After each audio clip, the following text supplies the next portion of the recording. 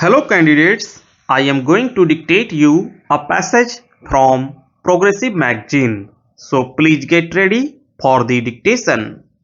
The dictation will start after 15 seconds.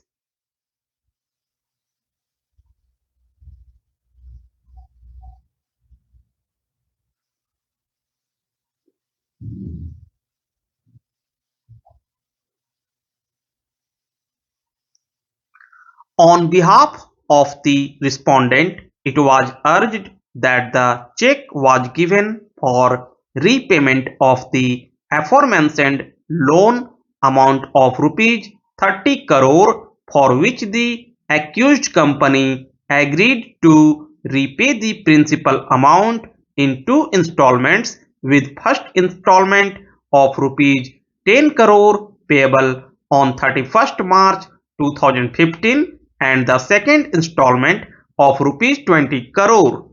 The accused company had to pay interest at 15% per annum on the said principal amount of loan, and such interest was payable monthly on the 15th day of every month, which was in consonance with the dates and the check amount.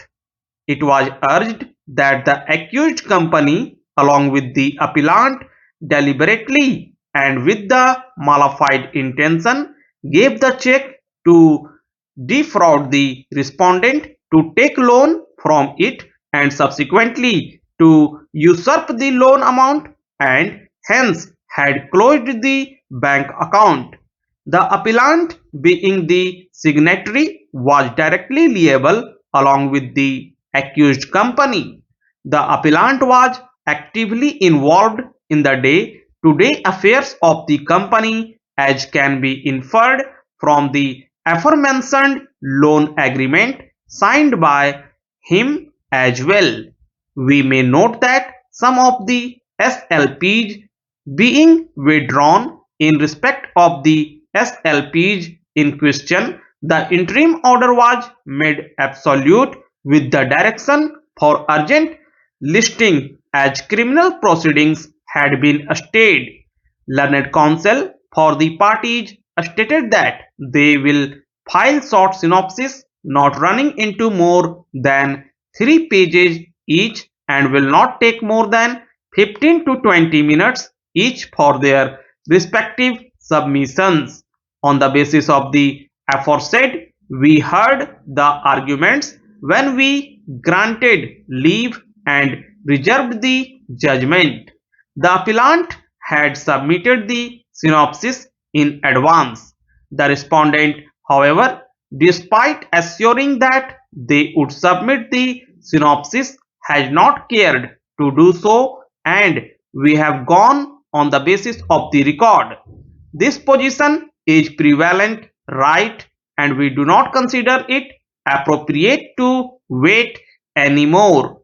We assume that the respondent is not interested in rendering any further assistance to the court by filing synopsis.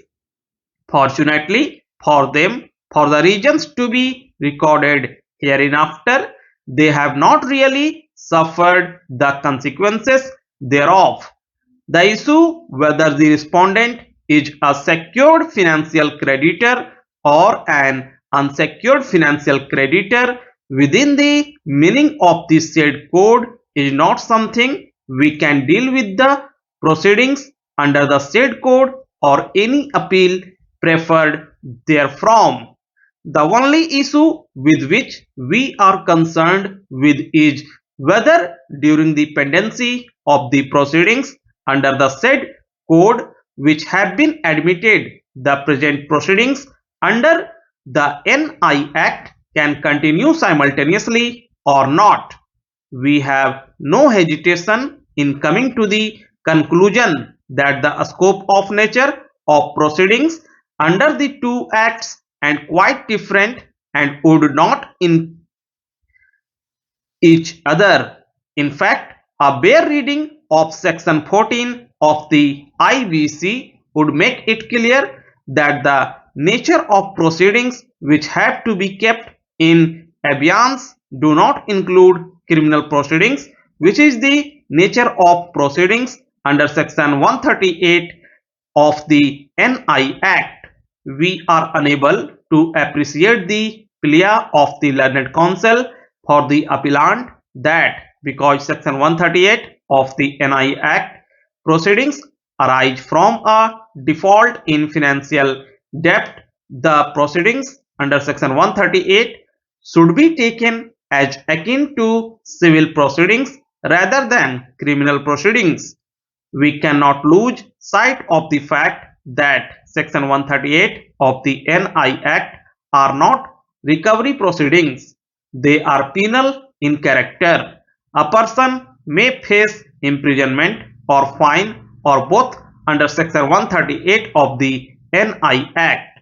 It is not a recovery of the amount with interest as a debt recovery proceedings would be.